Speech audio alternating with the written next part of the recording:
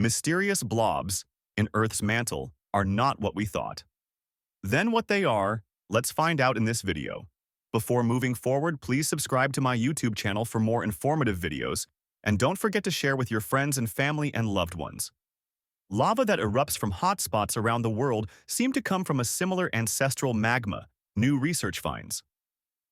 Lava around the world may come from the same magma ancestor deep in Earth's middle layer, new research finds. The study suggests that the deep mantle, where magma arises, is more uniform than scientists thought.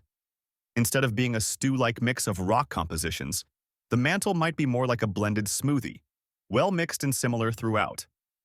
It tells us that the mantle is probably much simpler than we were starting to think it is, said Matthijs Smit, an earth scientist at the University of British Columbia. Structures observed inside the deep mantle may thus not be signs of different types of rocks, but rather temperature differences in the same kind of rocks, Smit said. The study examined hotspot lavas, which come from plumes that billow upward from Earth's deep mantle and erupt at volcanoes at the planet's surface. Samoa, Hawaii, and Iceland are all hotspots.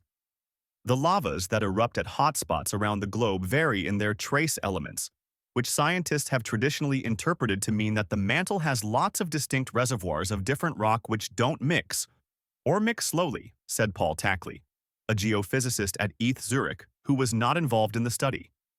But large-scale computer models of the mantle suggest that this layer of Earth probably does mix efficiently. If that's the case, it's possible that magmas all start out the same in the lower mantle and differentiate as they rise through the upper mantle. We have 100 soups, Smit told Live Science. Do we make them from 100 different stock cubes, or do we actually have 100 different soups that we all made from the same stock cube?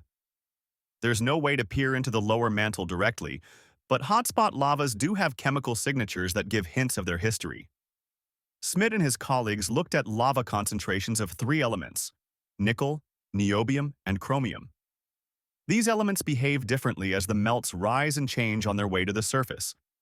Nickel tends to become incorporated into crystals, so liquid portions of the melt have lower and lower concentrations of nickel as the melt goes through more changes. Chromium does the same on a different timeline, while niobium tends to stay in the liquid. By looking at the proportions of these different elements, the researchers could tell which lavas had gone through the most changes from their original source and which were closer to that ancestral mantle magma. In hotspot lavas around the world, the research team saw the same trends in these elements and major similarities in the composition of lavas that had changed the least. The results indicated that lavas around the world are different, not because they come from a different stock, but because they change as they rise through varied rocks in the upper mantle and crust. All hotspot lavas point to the same starting composition, Smit said. Scientists still disagree about the composition of the deep mantle. There are odd structures near the core mantle boundary called large low-shear velocity provinces, LLVPs, where seismic waves from earthquakes move unusually slowly. Some scientists have suggested these structures might be the remnants of ancient space rocks that hit Earth soon after it formed, or perhaps that they're material from Earth's ancient crust, shoved deep by subducting tectonic plates. LLVPs are linked to the rising mantle plumes that eventually produce hotspot lavas, so the new study may indicate that all of these explanations are overcomplicated. Instead, he said, the bizarre structures may have the same composition as the rest of the mantle. The only difference, then, would be the temperature of these areas. The trend shows that it is the ingredients that make the soups different, not the stock. That is quite a fundamental change in the way we look at the mantle, Smit said. The ingredients, all the varying rocks the lavas pass through as they rise, are still important, he added, because they explain a lot about how the crust and mantle interact.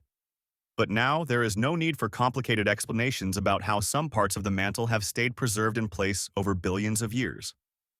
We are finally liberated from this idea that there are unmixed pockets inside the mantle that have sat there since the Earth was made, Smit said. You are this far means you like my effort, so please hit subscribe button if you haven't already.